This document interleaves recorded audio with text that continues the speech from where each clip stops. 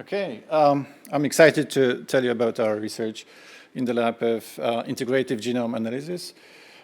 We compare multiple genomes from a range of species, basically ranging from like fruit flies to whales. We also, in collaboration with Joseph Besagania, we analyze transcriptomes in relation to infectious disease. But today, I wanted to tell you about our recent discovery of a very interesting and intriguing phenomenon related to ribosomal RNA and ribosomal DNA, using Xenopus frogs, African cloud frogs, as a model system. Why frogs? It just happens that they're very easy to breed, and turns out that we can hybridize very distant species. The time of divergence between the species that we hybridize in the lab is like 70, 80 million years, which is quite amazing. So when you want to compare it to like primates and humans, that would be humans on one end and gibbons on the other range. So what it means is that they preserve a very old, very distinct genetic markers that we can use, which is very important for ribosomal RNA and DNA, because these sequences tend to be very conserved. And I can't really emphasize how important part of the genome it is. Maybe I'm reluctant to say it's the most important part of the genome, but it's definitely the most ancient part of the genome, because it probably derives from an environment where there were no cells, and probably there was no DNA either.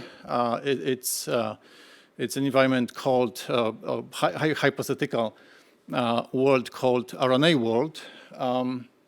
Also, ribosomal RNA is the main structural component of ribosomes that are very important for metabolism and a basis of translation. So very fundamental feature of life. And what we discovered was using interspecies crosses between Xenopus species is genomic imprinting of paternal genes. So right after fertilization, paternal ribosomal RNA genes get silenced in the egg. And we don't really understand why that happens. We speculate that this is related to genomic conflicts, very ancient features of genomes. And probably this epigenetic reprogramming is sort of like epigenetic immune response to these conflicts. And this is something that affects at least 50% of all transcriptional output in the cell, which is quite significant, because this is what most of RNAs in the cell are. This is ribosomal RNA. Somehow it was completely overlooked because there were no markers for these sequences. We have the markers because of the divergence between the species.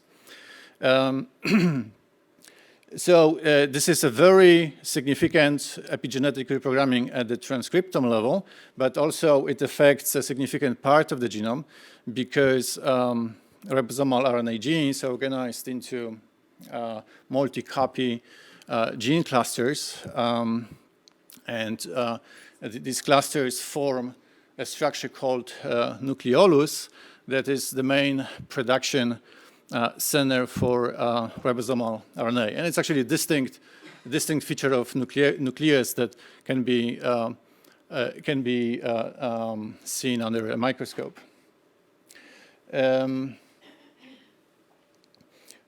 So we discovered that looking at actually another very interesting feature of Xenopus genetics, which is nucleolus or nucleolar dominance.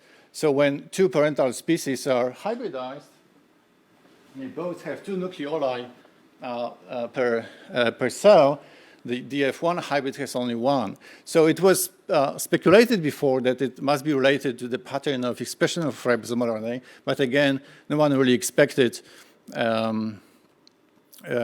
parental imprinting or genomic imprinting in the system.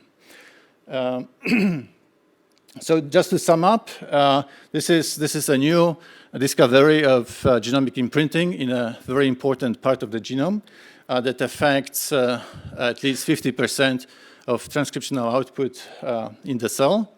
And it's probably related to genetic conflicts and sort of epigenetic responses to these conflicts. Thank you.